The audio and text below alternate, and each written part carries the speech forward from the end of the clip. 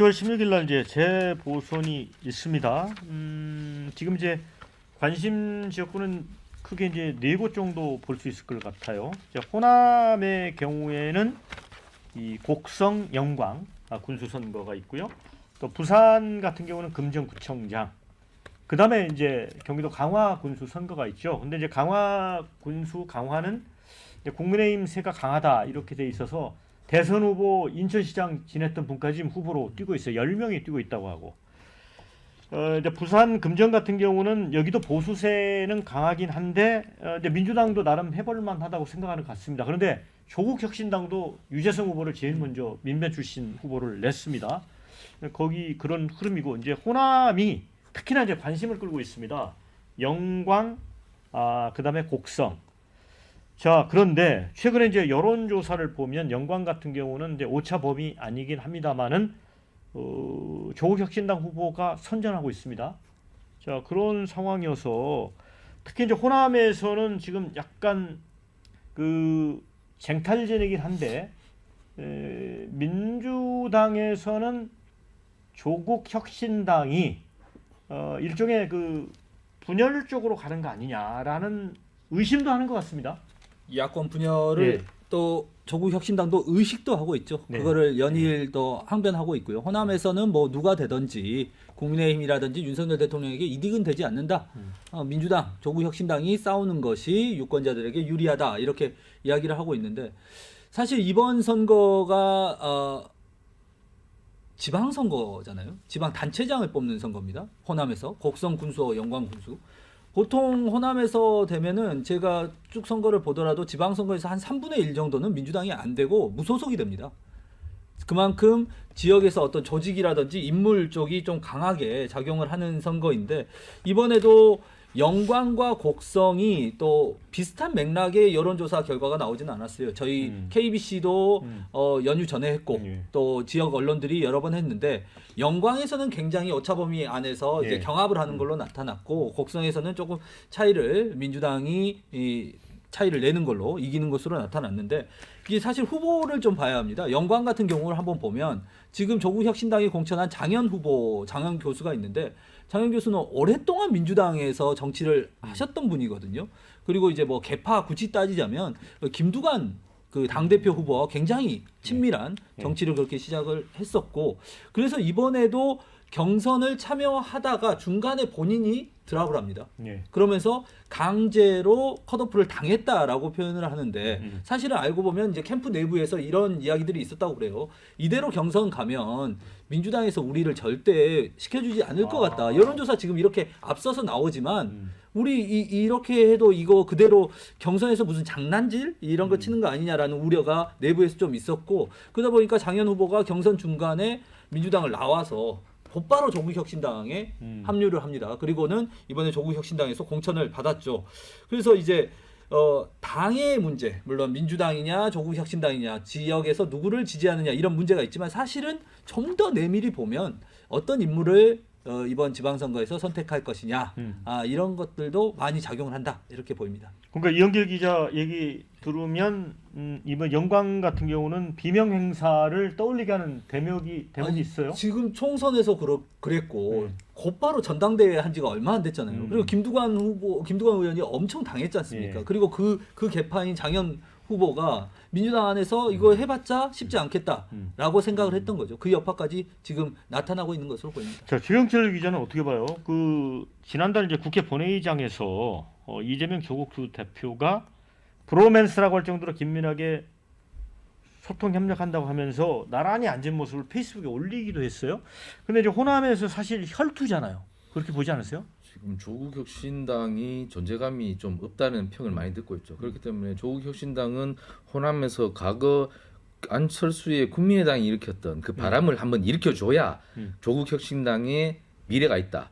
결국 우리나라가 어떤 정당이 기반이 가장 큰 것이 지역적 기반이지 않습니까? 민주당 호남 그리고 국민의힘 영남 이런 식으로 지역적 기반이 굉장히 중요하기 때문에 조국혁신당도 이번에 호남에 어느 정도의 기반을 닦아놔야 된다. 그렇기 때문에 곡성과 영광의 길을 굉장히 쏟을 수밖에 없는 것인데 최근에 군 단위 지방선거 조류를 보면 곡성이 26,000, 영광이 51,000입니다. 인구가 지금 찾아보니까. 그러니까 정당 바람보다는 누구를 공천하느냐, 인물을 누구를 잘 잡아서 그 사람을 데리고 오느냐, 이것이 핵심이거든요. 그러니까 조국 혁신당이 여기서 만약에 성공을 한다면 이번에 민주당을 잡아뜨리고 선거에서 승리함으로써 호남의 교두보를 크게 만들 수 있지 않을까, 저는 이렇게 생각을 하는데 어떻게 공천을 할지는 아직 뭐 공천은 정해졌죠. 후보는. 정해졌습니까? 예, 예. 그러면 아까 말씀하셨다시피 조국 혁신당이 아마 공천을 약간 잘한 것으로 기류가 흐르는 것 같은데 아마 여기에서 승리한다면 조국 혁신당은 과거 국민의 당이 일으켰던 호남 바람을 한번 만들 수 있지 않을까, 이렇게 예측을 해봅니다. 그러니까 굉장히 그 높이 평가를 하시는 것 같은데 박순봉 기자. 네. 근데 이제 정도상 전북 도당위원장 조국 혁신당 이분 같은 경우는 고인물은 썩는다. 민주당이 늙은 보수다. 이런 표현까지 했거든요. 그러니까 이런 그 구조적인 문제를 좀 봐야 될 것 같은데, 그러니까 총선 전에 보면은 조국 혁신당의 존재감이 굉장히 강력했잖아요. 네. 일종의 돌풍도 불었고 민주당에서도 적극적으로 이 돌풍을 활용해야겠다라는 그런 의지를 많이 보였고요. 뭐 지민비조가 가장 네. 대표적인 그런 사례였잖아요. 근데 총선이 끝나고 나서의 분위기를 보면은 조국 혁신당 내부에서는 우리 팽당한 것 같다 이런 얘기까지 나올 정도였거든요. 왜냐하면 원했던 여러 가지 것들이 있었는데, 뭐 예를 들어서 초기에는 뭐 한동훈 대표 특검법이라던가 아니면 뭐 교섭단체 완화해달라는 거죠. 네. 10석 정도로 낮춰주면은 조국 혁신단도 들어갈 수 있잖아요.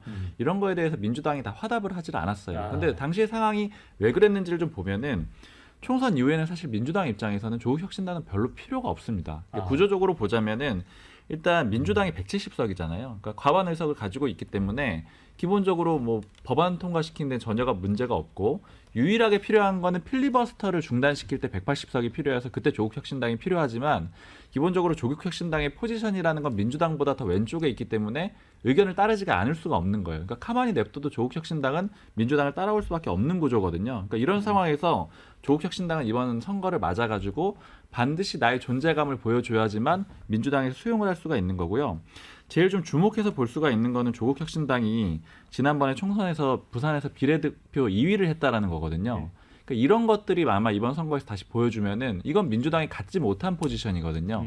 부산에서 국민의힘에 이어서 2위를 할 수 있다라는 거는, 그러면 이제 민주당에서도 얕볼 수가 없고 어떤 교섭의 대상이 된다거나 이런 상황들이 좀 가능할 것 같습니다. 저는 우리 호남 유권자분들이 굉장히 현명하다. 예. 좀 이런 관점에서 좀 보고 싶은 게 있어요. 예. 그 사실은 이 민주당하고 국민의힘이 얼마 전에 이제 정기국회 시작하기 전에 둘이 인천 영종도에서 워크숍 할 때 조국 혁신당만 전남 영광에 내려가서 워크숍을 했단 말이죠. 예. 그때 이렇게 저희 회사에서도 이렇게 혁신당 워크숍에 이제 기자가 따라갔는데, 거기서 이렇게 밤에 뭐 의원들하고 이렇게 간담회하면서 얘기한 바로는 굉장히 호남에서의 재보궐선거, 이 군수 두고 선거에 굉장한 자신감을 피력을 했다는 거예요. 무슨 자신감일까 했는데, 우리 광주 방송에서 이렇게 추석 연휴 직전에 여론조사한 걸 수치로 나온 걸 보니까 이 자신감이 의미가 없는 게 아니더라. 예, 실제로 굉장히 조국 혁신당 후보가 유의미한 수치를 지금 보이고 있고, 이게 보면은 그 굉장히 지금 중앙 정치에서 줄어들어 있는 호남의 목소리, 그리고 호남 유권자들의 목소리를 키울 수 있는 어떤 계기가 될 수 있는 재보선이다. 그 사실은 얼마 전에 8.18 민주당 전당대회에서 이 민영배 의원이 광주시당 위원장이라든지 뭐 여러 가지 기회가 있었음에도 불구하고 이제 선출직 최고위원 하겠다고 나갔지만 호남에서 유일하게 선출직으로 도전했는데 떨어지지 않았습니까? 예. 그만큼 지금 중앙 정치에서 이 호남의 목소리 영향력이 축소돼 있는 상황에서 과연 이 군수 선거에서 우리 호남 유권자들이 민주당이 아니라 조국 혁신당 후보들을 선택하면 어떻게 되겠느냐. 그리고 그 시점이 또 10월 16일이란 말이죠. 10월 16일이면 이제 국정감사 끝나고 정기국회 예산심의 들어가거든요.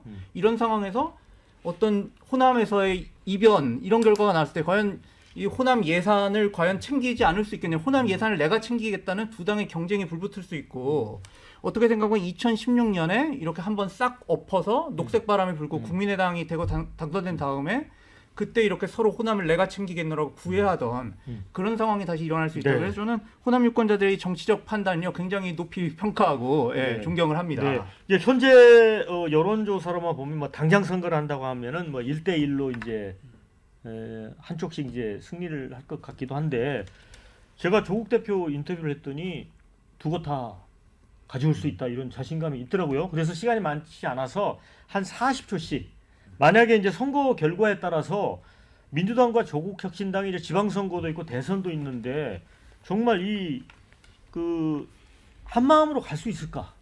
요 관점에서 조금 한 40초씩 의견 들어볼까요? 제가 먼저 말씀드리면은 그 조국혁신당의 조국 대표가 있는 상황에서는 네. 만약에 선거에서 이긴다라고 하면 교섭력을 좀 가질 수 있을 것 같아요. 근데 이제 장기적으로는 조국 대표가 사법 리스크가 있잖아요. 네. 그래서 만약에 이제 리더가 사라지는 그런 상황이 온다라고 하면은 뭐 다음 총선이든 혹은 그 전에 이제 대선이든 간에 민주당이 흡수될 가능성이 높다. 이게 좀 야권의 일반적인 분석인 것 같습니다. 네. 모든 정당은 정권 창출을 목표로 하죠. 네.